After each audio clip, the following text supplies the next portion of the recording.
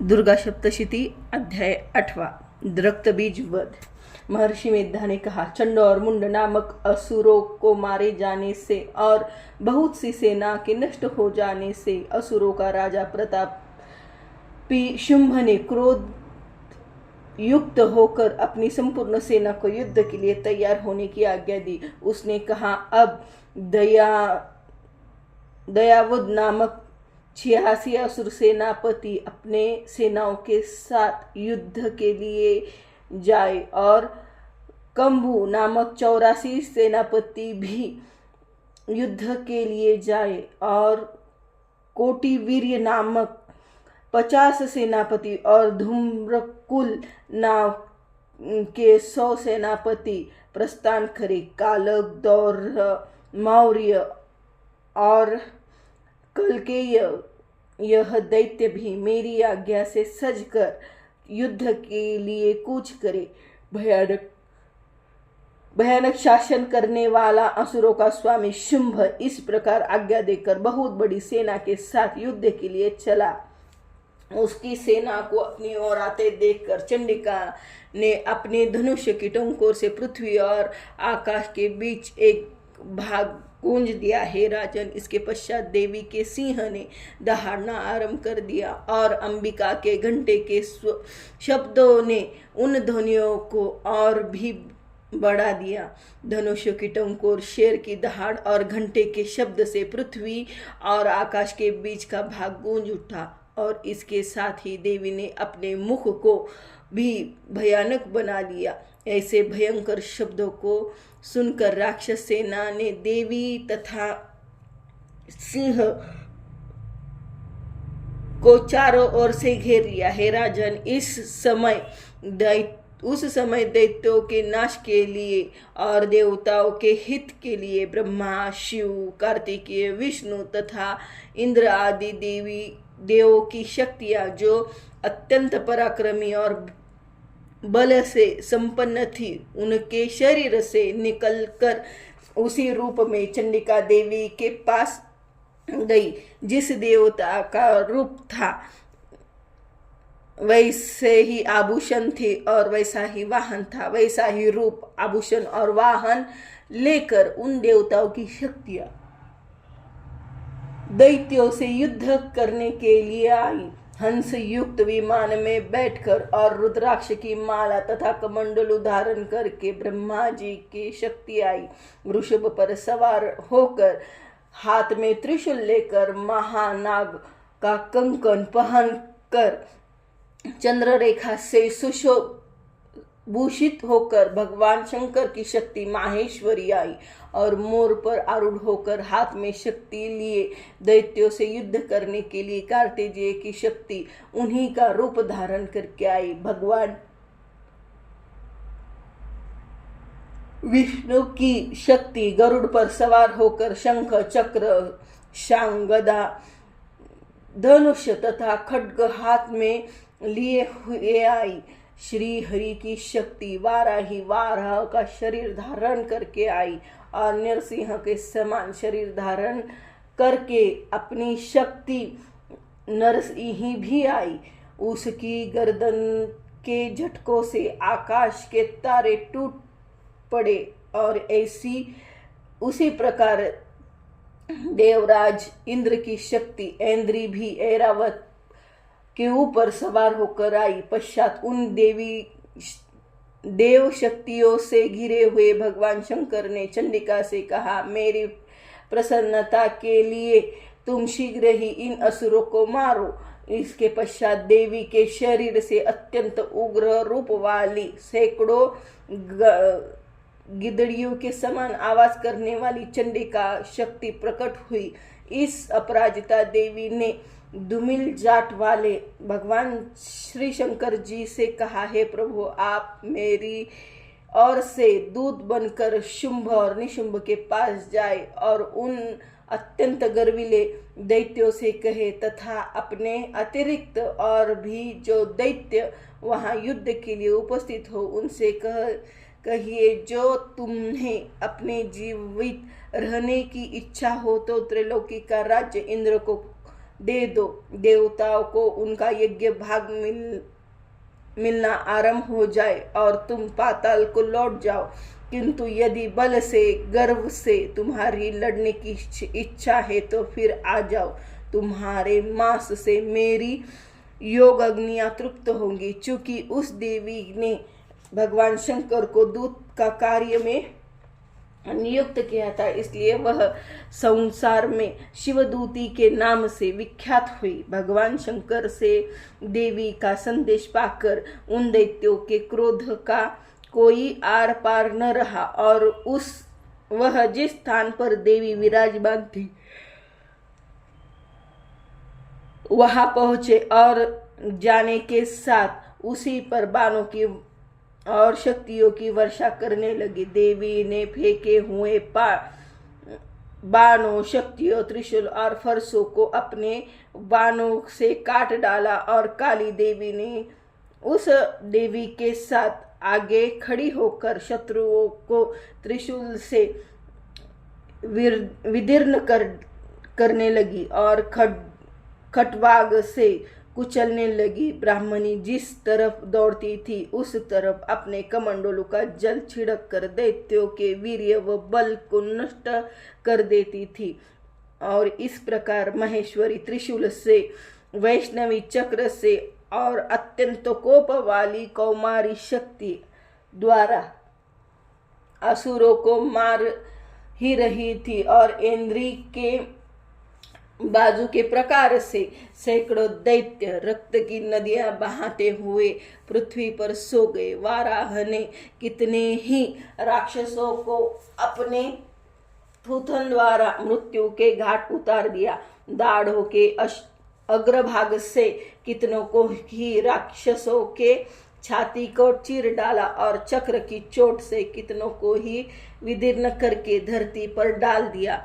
बड़े बड़े राक्षसों को नरसिंही अपने नखों से विदीर्ण करके भक्षण कर रही थी और सिंहनाद के चारों दिशाओं को गूंजती हुई रणभूमि में विचर रही थी। शिवदूती के प्रचंड अट्टहास से कितने ही दैत्य भयभीत होकर पृथ्वी पर गिर पड़े और अब उनके गिरते ही वह उनका भक्षण कर गई। इस तरह क्रोध में भरे हुए मातृगणों द्वारा नाना प्रकार के उपायों से बड़े बड़े असुर को मारते हुए देखकर राक्षसी सेना भाग खड़ी हुई और उनको इस प्रकार भागता हुआ देखकर रक्तबीज नामक महापराक्रमी राक्षस क्रोध में भरकर युद्ध के लिए आगे बढ़ा। उसके शरीर से रक्त की बूंद पृथ्वी पर जैसे ही गिरती थी, तुरंत ही वैसा ही शरीर तथा वैसा ही बलवान दैत्य पृथ्वी से उत्पन्न हो जाता था। रक्तबीज गदा हाथ में लेकर इंद्री के साथ युद्ध करने लगा। जब इंद्री शक्ति ने उस पर वज्र से प्रहार मार डाला तो घायल होने के बाद उसके शरीर से बहुत सा रक्त बहने लगा और उसके प्रत्येक बूंद से उसी के समान बलवान तथा महापराक्रमी अनेकों दैत्य भयंकर रूप से प्रकट हुए। वह सब के सब दैत्य बीज के समान ही बलवान तेज वाले थे। वह भी भयंकर अस्त्र शस्त्र लेकर देवी के साथ लड़ने के लिए लगी। जब इंद्री के वज्र प्रहार से उसके मस्तक पर चोट लगी और उसके रक्त बहने लगे, उसमें से हजारों ही पुरुष उत्पन्न हो गए। वैष्णवी ने चक्र से और इंद्री ने गदा से रक्त बीज को चोट पहुंचाई और वैष्णवी के चक्र से घायल होने पर उसके शरीर से रक्त बहा। उससे हजारों महासुर उत्पन्न हुए जिसके द्वारा यह संपूर्ण जगत व्याप्त हो गया। कौमारी ने शक्ति से, वाराही ने खड्ग से और माहेश्वरी ने त्रिशूल से उसको घायल किया। इस प्रकार क्रोध में भरकर उस महादैत्य ने सब मातृ शक्तियों पर पृथक पृथक गदा से प्रहार किया और माताओं ने शक्ति तथा शूल इत्यादि से उसको बार बार घायल किया। उससे सैकड़ों महादैत्य उत्पन्न हुए और उसी प्रकार उस रक्त बीज के रुधिर से उत्पन्न हुए असुरों से संपूर्ण जगत व्याप्त हो गया, जिससे देवताओं को भय हुआ। देवताओं को भयभीत देखकर चंडिका ने काली से कहा, हे चामुंडे, अपने मुंह को बड़ा करो और मेरे शस्त्रघात से उत्पन्न हुए रक्त बीजों तथा रक्त बिंदियों से उत्पन्न हुए असुरों को तुम इस मुख में भक्षण करती जाओ। इस प्रकार रक्त बिंदियों से उत्पन्न हुए महाअसुर को तुम अपने इस मुख से भक्षण करती जाओ। इस प्रकार रक्त बिंदियों से उत्पन्न हुए महादैत्य को भक्षण करती हुई तुम रणभूमि में विचरो। इस प्रकार रक्त क्षीण होने से यह दैत्य नष्ट हो जाएगा। तुम्हारे भक्षण करने का कारण अन्य दैत्य उत्पन्न नहीं होंगे। काली से इस प्रकार कहकर चंडिका ने रक्त बीज पर अपने त्रिशूल से प्रहार किया और काली देवी ने अपने मुख से उसका रक्त ले लिया। जब गदा से चंडिका पर प्रहार किया, प्रहार से चंडिका को तनिक भी कष्ट नहीं हुआ, किंतु रक्त बीज के शरीर से बहुत सा रक्त बहने लगा। लेकिन उसके गिरने के साथ ही काली ने उसको अपने मुंह में लिया। काली के मुख से उस रक्त से जो असुर उत्पन्न हुए उनको उसने भक्षण कर दिया और रक्त को पीती गई। तदंतर देवी ने रक्त बीज को, जिसका ही खून काली ने पिया था, चंडिका ने उस दैत्य को वज्र, बाण, खड्ग तथा ऋषि इत्यादि से मार डाला। हे राजन, इस प्रकार अनेक शास्त्रों से मारा हुआ और खून से वंचित हुआ महादैत्य रक्त बीज पृथ्वी पर गिर पड़ा। हे राजन, उसके गिरने से देवता अत्यंत प्रसन्न हुए और माताएं उन असुरों का रक्त पीने के पश्चात अद्भुत होकर नृत्य करने लगी। दुर्गा सप्तशती अध्याय 9, निशुंभ का वध। राजा ने कहा, हे ऋषिराज, अपने रक्त बीज के वध से संबंध रखने वाला वृत्तांत मुझे सुनाया। अब मैं रक्त बीज के मरने के पश्चात क्रोध में भरे हुए शुंभ व निशुंभ ने जो कर्म किया वह सुनाना चाहता हूँ। महर्षि मेधा ने कहा, रक्त बीज के मर जाने पर शुंभ व निशुंभ को बड़ा क्रोध आया और अपने बहुत सी सेना को इस प्रकार सर्वनाश करते हुए देखकर निशुंभ देवी पर आक्रमण करने के लिए दौड़ा। उसी के साथ बहुत से बड़े बड़े असुर देवी को मारने के वास्ते दौड़े और महापराक्रमी शुंभ अपनी सेना सहित चंडिका को मारने के लिए बढ़ा। फिर शुंभ और निशुंभ का देवी से घोर युद्ध होने लगा और वह दोनों असुर इस प्रकार देवी पर बाण फेंकने लगे जैसे मेघों से वर्षा हो रही हो। उन दोनों के चलाए हुए बाणों को देवी ने अपने बाणों से काट डाला और अपने शस्त्रों की वर्षा से उन दोनों दैत्यों को चोट पहुंचाई। निशुंभ ने तीक्ष्ण तलवार और चमकती हुई ढाल को लेकर देवी के सिंह पर आक्रमण किया। अपने वाहन को चोट पहुंची हुई देखकर देवी ने अपने क्षुरुप नामक बाण से निशुंभ की तलवार व ढाल दोनों को ही काट डाला। तलवार और ढाल कट जाने पर निशुंभ ने देवी पर शक्ति से प्रहार किया। देवी ने अपने चक्र से उसके 2 टुकड़े कर दिए। फिर क्या था, दैत्य मारे क्रोध के जल भून गया और उसने देवी के मारने के लिए उसकी ओर शूल फेंका, किंतु देवी ने अपने मुक्के से उसको चूर चूर कर डाला। फिर उसने देवी पर गदा से प्रहार किया। देवी ने त्रिशूल से गदा को भस्म कर डाला। इसके पश्चात वह फारसा सा हाथ में लेकर देवी की ओर लपका। देवी ने अपने तीखे बाणों से उसी धरती पर खुले सुला दिया। अपने पराक्रमी भाई निशुंभ के इस प्रकार से मरने पर शुंभ क्रोध में भरकर देवी को मारने के लिए दौड़ा। वह रथ में बैठा हुआ उत्तम आयुधों से सुशोभित अपनी 8 बड़ी बड़ी भुजाओं से सारे आकाश को ढके हुए था। शुंभ को आते हुए देखकर देवी ने अपने शंख बजाए और धनुष की टंकोर का भी अत्यंत दुस्सह शब्द किया। साथ ही अपने घंटे के शब्द से, जो कि संपूर्ण दैत्य सेना के तेज को नष्ट करने वाला था, संपूर्ण दिशाओं को व्याप्त कर दिया। इसके पश्चात देवी के सिंह ने अपनी दहाड़ से जिसे सुन बड़े बड़े बलवान को मद चूर चूर हो जाता था, आकाश पृथ्वी और दशों दिशाएं को पूरी कर दिया। फिर आकाश में उछलकर काली ने अपने दांतों तथा हाथों को पृथ्वी पर पटका। उसके ऐसे करने से महाशब्द हुए, जिससे उसकी पहले की सारी शब्द शांत हो गए।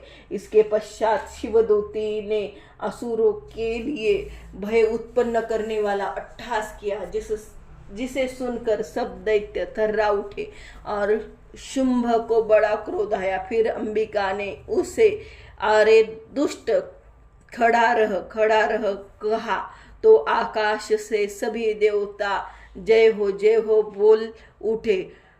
शुंभ ने वहां आकर ज्वालाओं से युक्त एक अत्यंत भयंकर शक्ति छोड़ी, जिसे आते देखकर देवी ने अपनी मोहल्का नामक शक्ति से काट डाला। हे राजन, फिर शुंभ के सिंहनाद से तीनों लोक व्याप्त हो गए और उसकी प्रतिध्वनि से ऐसा घोर शब्द हुआ, जिससे इससे पहले के सब शब्द को जीत लिया। शुंभ ने छोड़े बाणों को देवी ने छोड़े बाणों को शुंभ ने अपने बाणों से काट सैकड़ों और हजारों टुकड़ों में परिवर्तित कर डाला। इसके पश्चात जब चंडिका ने क्रोध में भर शुंभ व त्रिशूल से मारा हुआ, वह मूर्छित होकर पृथ्वी पर गिर पड़ा। जब उसकी मूर्छा दूर हुई तो वह धनुष लेकर आया और अपने बाणों से उसने देवी काली तथा सिंह को घायल कर दिया। फिर उस राक्षस ने 10,000 भुजाएं धारण करके चक्र आदि आयुधों से देवी को आच्छादित कर दिया। तब भगवती दुर्गा ने कुपित होकर अपने बाणों से उन चक्रों तथा बाणों को काट डाला। यह देखकर निशुंभ हाथ में गदा लेकर चंडिका को मारने के लिए दौड़ा। उसके आते ही देवी ने तीक्ष्ण धार वाले खड्ग से उसकी गदा को काट डाला। उसने फिर त्रिशूल हाथ में लिया। देवताओं